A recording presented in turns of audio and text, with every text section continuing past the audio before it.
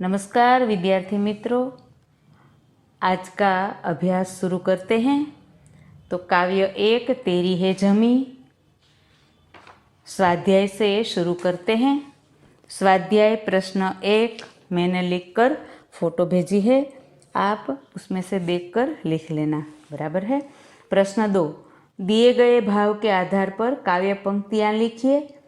तो आपको काव्य पंक्तियों का भावार्थ दिया गया है, आपको उसमें से देखकर यानी उसे समझकर उसका भावार्थ समझकर, भावार्थ दिया गया है वही भावार्थ समझकर आपको पंक्ति लिखनी है।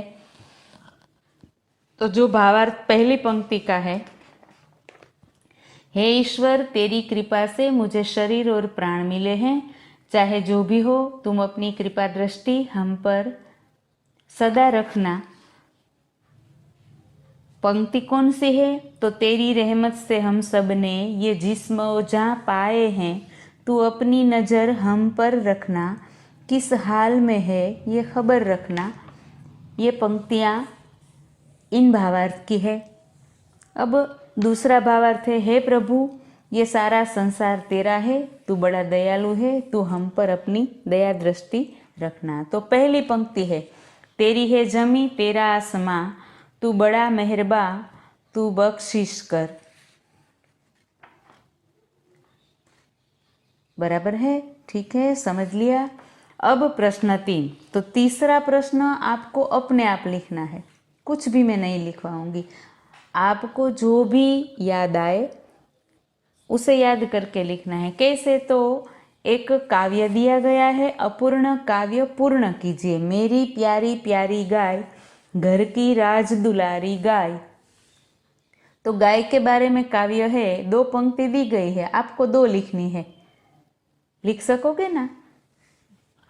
मीठा दूध देती गाय, और आगे जो भी आपको अच्छा लगे उसे आप लिखना, ठीक है। प्रश्न चार, यह गीत Hindi film the burning train से लिया गया है।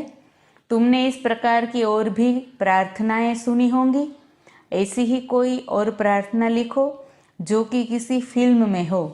तो जो हमारा काव्य है तेरी है जमी तेरा आसमां, ये काव्य फिल्म है द बर्निंग ट्रेन, उसमें से लिया गया है। तो हमें ऐसा ही एक प्रार्थना गीत लिखना है जो किसी फिल्म में हो।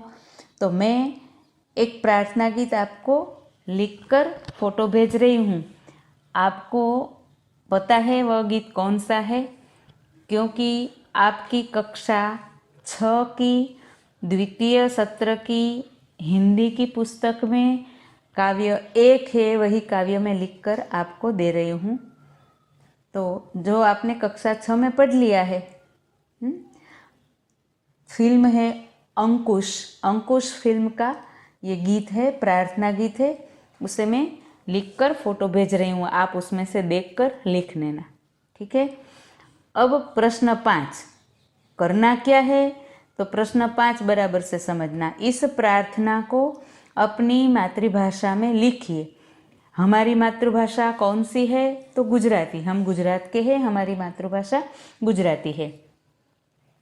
तो जो मैंने काव्य लिख दिया है प्रश्न 4 में, वही काव्य आपको अपनी मातृभाषा में लिखना है, ठीक है। वही काव्य उसका गुजराती करके आपको लिखना है, लिख सकोगे? अच्छी तरह से लिखना, बराबर है। अब स्वाध्याय पूरा हुआ, क्या करेंगे?